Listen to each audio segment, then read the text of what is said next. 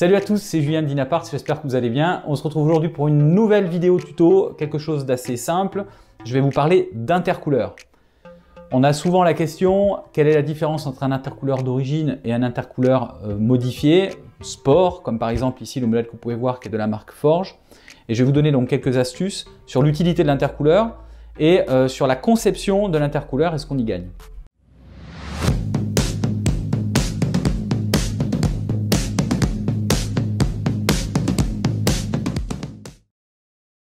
Alors, un intercouleur, c'est une pièce qui permet de refroidir l'air du turbo, puisque le turbo, en comprimant l'air, va le réchauffer.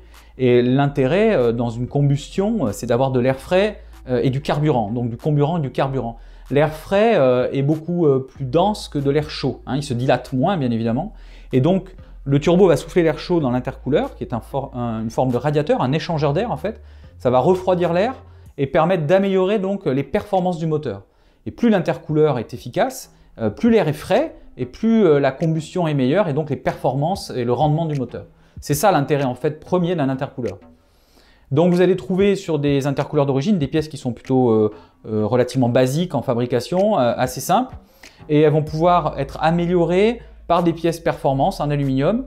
Et je vais vous rentrer un petit peu plus dans le détail après du design. Mais en fait, l'intérêt premier, c'est donc de dissiper plus la chaleur pour refroidir plus l'air et avoir donc un meilleur rendement. Et rien qu'en changeant un intercouleur sur un véhicule turbo, vous pouvez améliorer jusqu'à 20% le gain de puissance d'un véhicule. Alors, ce n'est pas une règle générale, hein, bien évidemment, c'est un maximum. Mais rien que cette pièce-là a un grand intérêt en fait dans les performances du véhicule. Je vais vous montrer plus en détail pourquoi c'est intéressant et comment l'intercouleur sport est plus efficace qu'un intercouleur d'origine. Dans un intercouleur, ce qui va compter, c'est la surface d'échange thermique que vous allez trouver sur la face avant de l'intercouleur. Sur un intercouleur d'origine, qui est composé de deux éléments principaux, hein, les boîtes, qui sont en fait les pièces sur les côtés. Vous en avez une entrée et une sortie d'intercouleur. Ça, ce sont des pièces qui n'ont pas un grand impact sur l'efficacité de l'intercouleur. Et vous allez trouver donc la partie centrale qu'on appelle le faisceau. Et le faisceau, elle, est la pièce la plus importante dans la conception d'un intercouleur. En fait, l'air passe à travers ces petites ailettes et l'air frais de la face avant du véhicule passe à travers ces petites ailettes et va refroidir l'air chaud qui circule en fait dans ces canaux que vous voyez ici. Et ce qui va faire en fait la grande partie de l'échange thermique va être la taille des canaux. Plus l'intercouleur a des gros canaux et plus l'échange thermique est important et l'intercouleur efficace. On peut le voir en faisant un gros plan, je vais vous montrer ça. L'intercouleur d'origine a des petits faisceaux. Et l'intercouleur ici Sport de marque Forge ou d'autres marques, un faisceau avec des canaux beaucoup plus gros. On va jouer aussi sur la profondeur, la hauteur de l'intercouleur.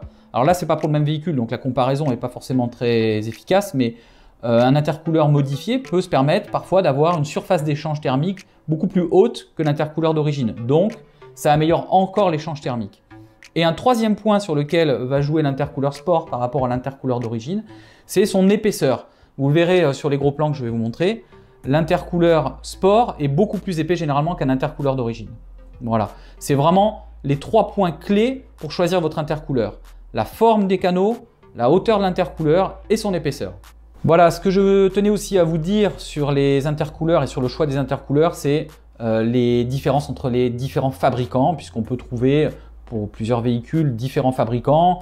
Je pense à Forge dont on parlait, mais il peut y avoir du Racing Line, du Wagner Tuning, etc.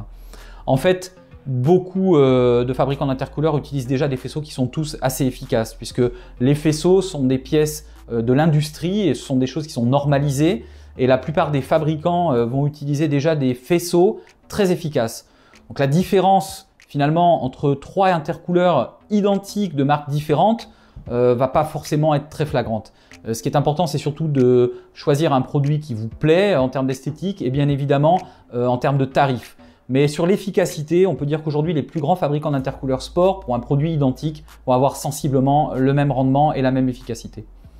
Voilà, j'espère que cette petite vidéo vous a plu. Si vous avez des questions sur les intercouleurs, si vous cherchez un intercouleur, vous pouvez bien évidemment nous contacter.